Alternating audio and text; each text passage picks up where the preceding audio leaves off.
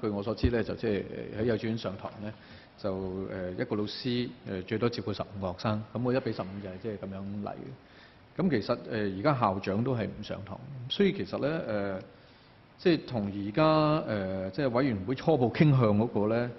其實冇分別嘅喎。即係其實呢度咧呢個咁嘅建議咧係冇任何嘅改善嘅喎。我哋定咗個規限出嚟係1比15計埋校長咧，即係原則上，譬如你有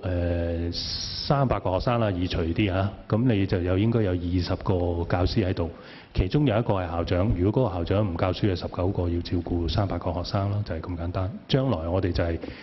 校長唔計嘅話，就係如果我一切嘢所有不變嘅話，我就係校長再加20個老師咁樣，咁係會有改善嘅，唔會係冇改善嘅。好，主席，如果根據副局長咁嘅講法嘅話咧，就即係15個人。即係最少有1個老師啦，咁然之後咧，跟住咧就校長都喺在內嘅話咧，即係如果根據呢個咁嘅講法嘅話咧，即係成間學校咧，任何時間咧都所有人都要上堂嘅，包括校長都要上緊堂嘅，咁先至可以夠嘅。